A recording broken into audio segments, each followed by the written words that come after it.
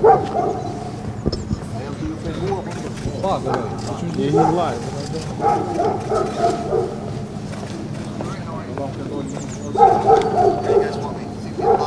here.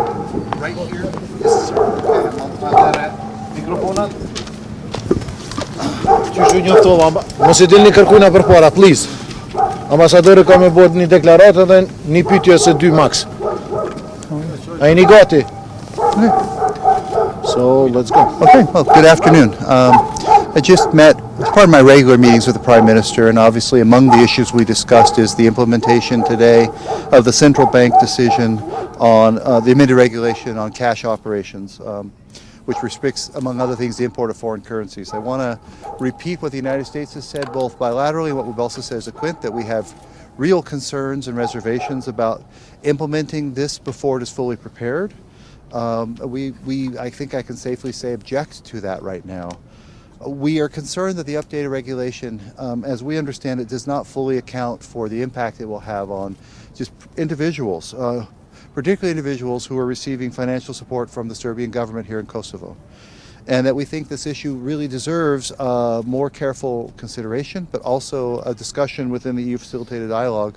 We're concerned that it will potentially escalate ethnic tensions and prove problematic for the daily life of a number of citizens of Kosovo. So we're hoping the government will find a way to realize what has been said by Deputy Prime Minister Bislimi, which is to have some sort of, I can't remember the exact term he used, but transition, at a transition period in which there is some pace and some recognition of the challenges in place before it is fully implemented.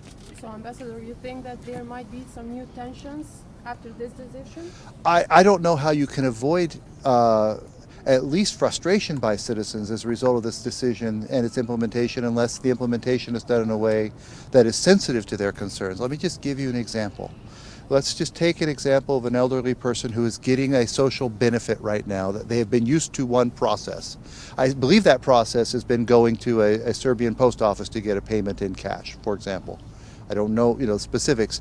How does that person now get that social benefit? What procedures have been put into place for that person to get a social benefit? And until that person, that elderly person who may be confused by all this, for example, understands and has been able to take the actions, or others have taken actions to ensure that that social benefit is still available to them, I think there will be tensions by people because they will feel cut off from a benefit that they rely on. Nobody wants that. We're worrying about individuals and their lives. What did Prime Minister tell you? This is part of our ongoing conversation. I would prefer not to speak for the Prime Minister. I am speaking for the United States and the concern that we have for how this could be, for the way in which we believe this was is hasty and not, as I said on Monday, fully thought through, that there's work to be done still to ensure that there is no impact on the day-to-day lives of individuals, all of whom we want to be able to live in conditions of dignity and security. Thank you very much. Thank you very much.